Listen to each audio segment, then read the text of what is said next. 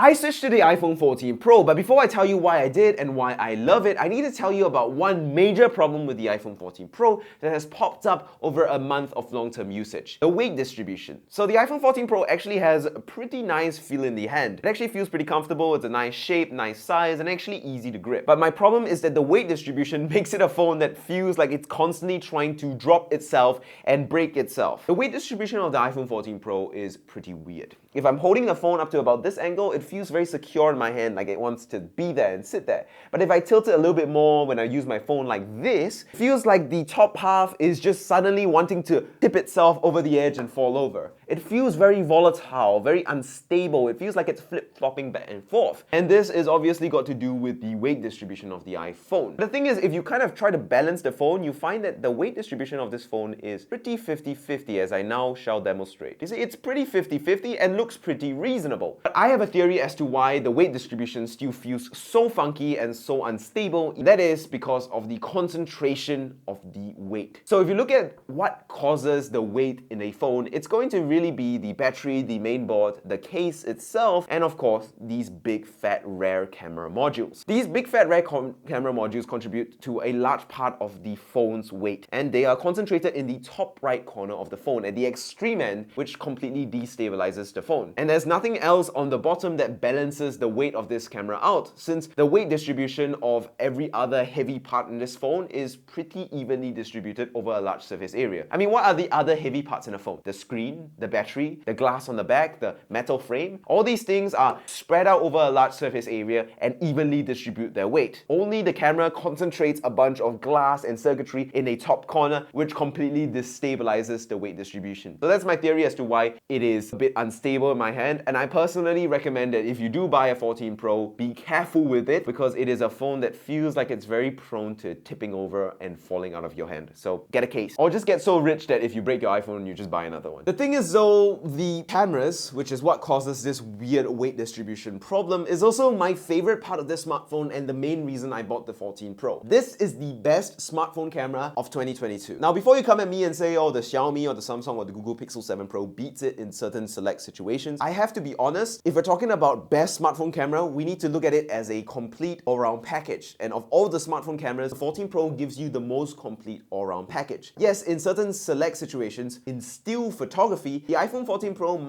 might lose out a little bit to the S22 Ultra, the Xiaomi, and the Pixel 7 Pro. But as a whole package, with ease of use factored in, with cinematic mode, portrait mode, night mode, computational photography factored in, and video quality factored in, the iPhone 14 Pro is just a better package for all-round photography and videography. But there's also other things I do really like about the iPhone 14 Pro as well. The speakers are some of the best I've heard on the phone. Not the loudest, mind you, but in terms of quality and detail, some of the best smartphone speakers. Another thing I like about the 14 Pro is its performance. It's blazing fast. Any game, any task you throw at it, it will do brilliantly without even breaking a sweat. Very, very good stuff. As is the battery life. I find myself charging this phone once every 3 days. It is a very, very long laster. Though it might also be I only really do basic stuff on my phone like social media, email, Google, documents, and typing scripts. Also, check out my wallpaper, it's my cute cat. Another thing I really like about this smartphone is the design. I think it looks absolutely gorgeous in gold. The big camera bump is extremely opulent with the gold rings around it. And because of that, I think it looks really premium, it looks really fancy. To some, it might be a bit vulgar, and to some, it might be a bit boring because it's kind of the same thing as before.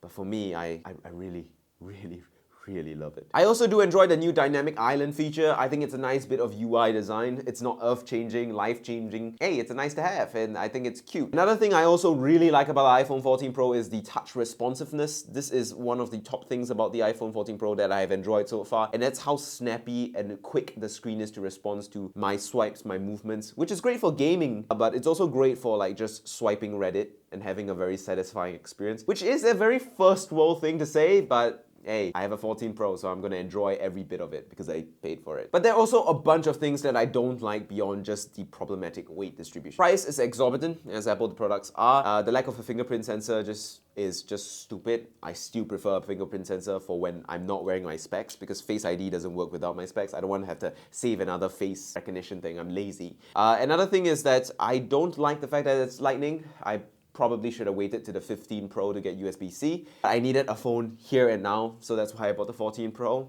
The fact that it doesn't support dual SIM is also very frustrating to me. I know this is like a traditional iPhone complaint that people just accepted, but I don't think it should be acceptable at all. And it's a big issue for me because I'm moving countries in 2 months, so I'm gonna have a SIM card in Singapore and a SIM card in the UK, so I want the ability to use both without having to use a pin to open things up. And last but not least, my main problem with the iPhone 14 Pro in terms of features is the screen. It just falls behind in terms of visual excitement, contrast, and brightness compared to the S22 Ultra, Z Fold, Xiaomi, and the Pixel 7 Pro. I think it's because Samsung doesn't want to sell Apple their best OLED panels, but also it could be because Apple likes to tune screens to be more natural looking. They might put a cap on how exciting that screen will look, which is a bit frustrating because like you're watching a HDR YouTube video and you think it looks pretty good on the 14 Pro, but then you go and watch it on a Samsung phone and you realize, oh, you're missing out this much. All in all then, do I regret getting the iPhone 14 Pro? The answer is absolutely not. It's going to be an absolutely brilliant phone for me. As a content creator, the camera is the most important feature on a phone, and this is so good. I can shoot YouTube videos on it, I can shoot thumbnails on it, I can shoot photos on it, Instagram posts on it, and it performs so well that I can overlook the shortcomings that it might have, like iOS, which is still the worst OS known to man. But that is very subjective. Some people love iOS. And with that, thank you guys so much for watching. I'll be back tomorrow, so make sure you subscribe for that, like and subscribe.